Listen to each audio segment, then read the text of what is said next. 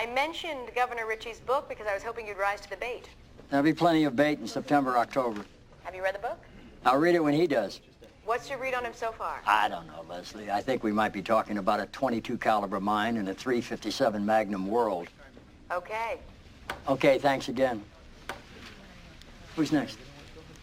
You were hot. What? Lenny, you said that just now. You were hot. They've got it on B-roll.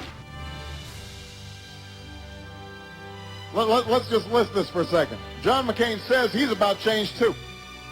And so I guess his whole angle is, watch out, George Bush.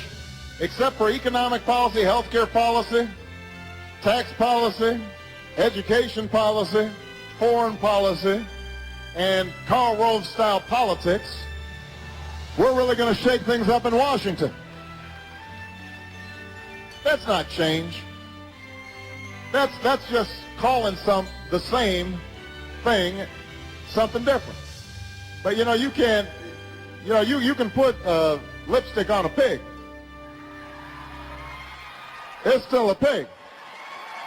I have the briefing room in 20 minutes. What do you think you're going to get? Is the president saying Governor Ritchie's stupid? Yes. No. Yes is the only answer to that question.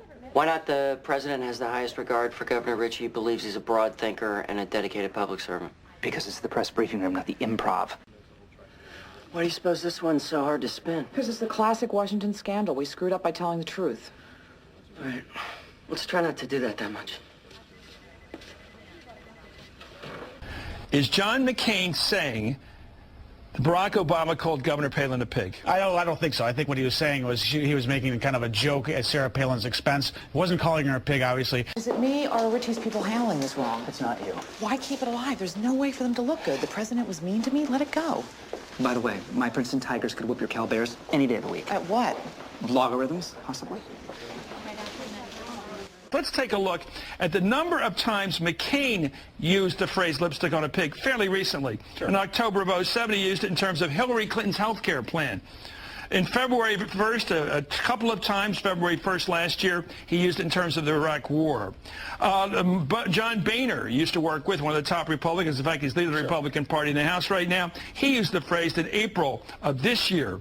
In April of 2005, Senator John Kyle of Arizona used the same phrase. Rod Grams, the former senator from Minnesota, used the same phrase. Rick Santorum, the former senator of Pennsylvania, used the same phrase. John Ensign, who was just on the show recently, he used the phrase last year. This is a phrase commonly used by Republican politicians. But you say when Barack Obama uses it, he's talking about Governor Palin. I just want to know, what's your standard of proof? If you're in a courtroom right now, could you convict him of calling Governor Palin a pig? I wouldn't even try. Well, then why are you suggesting that's what he meant? I didn't say that. In 1993, we rejected the then Clinton universal health care proposal. It was rejected by the American people. I don't like to use this term, but the latest proposal I see is putting lipstick on a pig, as we used to say. There's many things that concern me about it. It's vaguely, not vaguely, but eerily reminiscent of what they tried back in 1993. I think they put some lipstick on the pig, but it's still a pig. You can put all the lipstick you want on a pig, but at the end of the day, it's still a pig. CJ, could you give it to us unvarnished? Was the president calling Governor Ritchie stupid? Oh, my God, day 3. Was he? Well, I think this one may be unspinnable, and that's certainly saying something coming from my office. Yeah, he was calling him stupid. CJ, a senior official in the communications office of the Ritchie campaign said, if the president thinks his candidate is stupid, he should just come right out and say so. Really? Really. Let's start a pool to guess how long the senior communications official is going to keep his job if once a day he suggests that we call his candidate stupid. Let me tell you something. Let me just show this to you. This is Tori Clark, who was press secretary for guess who? John McCain. Right. She wrote How You Use the Phrase Lipstick on a Pig in her book of that title. Right. She's teaching people how to use the phrase and what it means. Here's what she says. Spin has become increasingly vulnerable as information sources have proliferated. Spin is simply no longer viable. Or, put another way, you can put lipstick on a pig, but it's still a pig. She's saying it's a standard usage phrase for cutting through spin.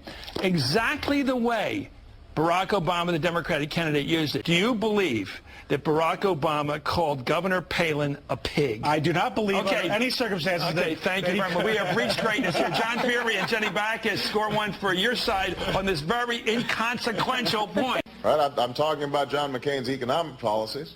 I say this is more of the same. You can put lipstick on a pig, but it's still a pig. And suddenly they say, oh, you must be talking about the governor of Alaska.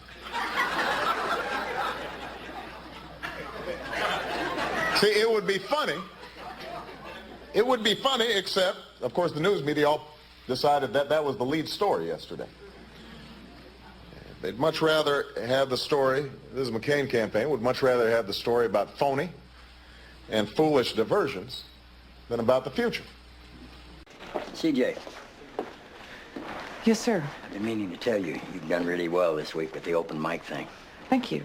Didn't turn out too bad. No, sir, it didn't turn out too bad at all. In fact, the whole country's talking about whether Richie's smart enough to be president. You didn't take a hit because it was an accident. You know, it occurs to me that even your choice of language was interesting. A .22 caliber mind in a .357 Magnum world, that's unusual for you, a gun metaphor. Toby mentioned to me that when each interview was over, all the interviewers wanted to talk to you about was Richie, and you took a pass each time until Philadelphia. Mr. President, is it possible you saw the green light was on?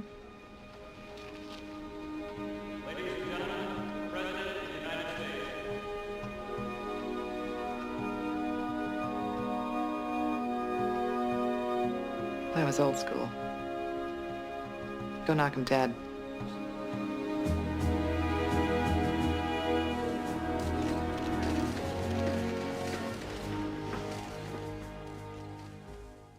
I don't care what they say about me, but I love this country too much to let them take over another election with lies and phony outrage and swift vote politics. Enough is enough.